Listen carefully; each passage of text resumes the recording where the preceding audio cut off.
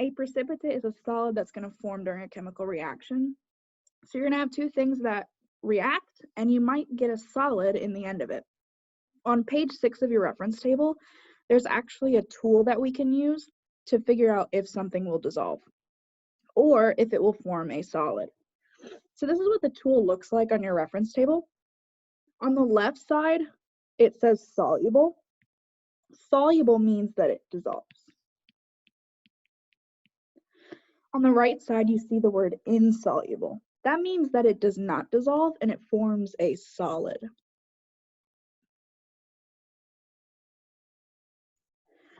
All nitrates are going to be soluble, acetates, ammonium, and group 1 salts. So if it ends with NO3, so if we have a metal and it ends with NO3, that's called a nitrate, and it will dissolve in water. It will not form a precipitate, and we would call that aqueous.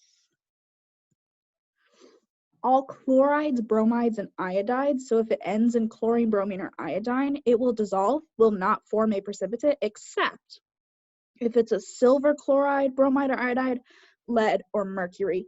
So if you have AgCl, that is silver chloride, and that means that that is under the exceptions list.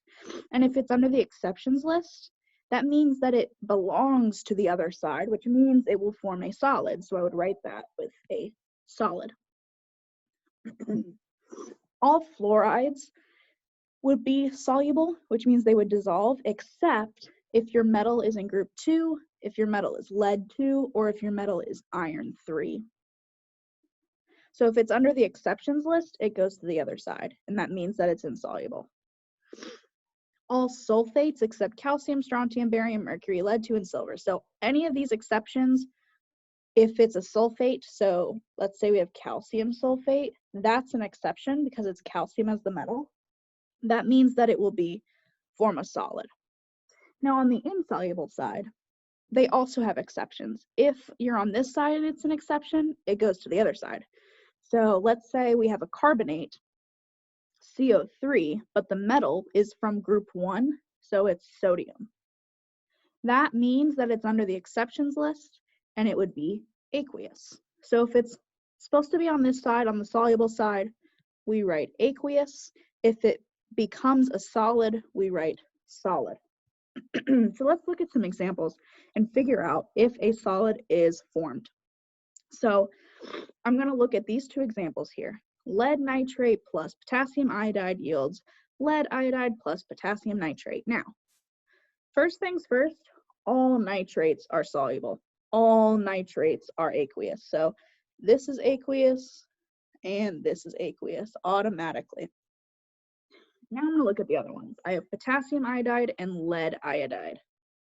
So if I look here, and I should probably get rid of all these marks so we can read it just a little bit better. So on the left side here, I'm going to look for iodides. There's iodides right there. Well, potassium iodide is not in our exceptions, so that is aqueous because it's on the left-hand side. So it's not under an exception, so it falls under soluble. However, in our products, we have lead iodide here, and that is under our exceptions. Lead is an exception for this. So that means that it automatically falls under insoluble, and that means that we would write a S there. So lead iodide will be a solid in our products. Now our next example, we have calcium hydroxide plus sulfuric acid yields calcium sulfate plus, and that's just water. Water gets an L in parentheses. Now I'm going to look at my solubility rules to figure out what could be a solid. So calcium hydroxide is my first thing. I'm going to look for hydroxides in these lists. So I see over here, all hydroxides are insoluble, so they're going to form a solid, except group 1, strontium, barium, and ammonium. Well, calcium was my thing, and calcium is not an exception here, because calcium's in group 2, so that's actually a solid, technically speaking. Sulfuric acid, that's a sulfate right there. So I'm going to look for sulfates.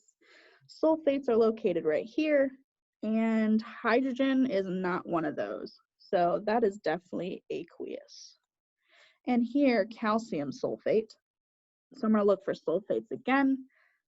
But calcium is an exception, which means it is automatically booted to the other side, and that makes it a solid from these solubility rules.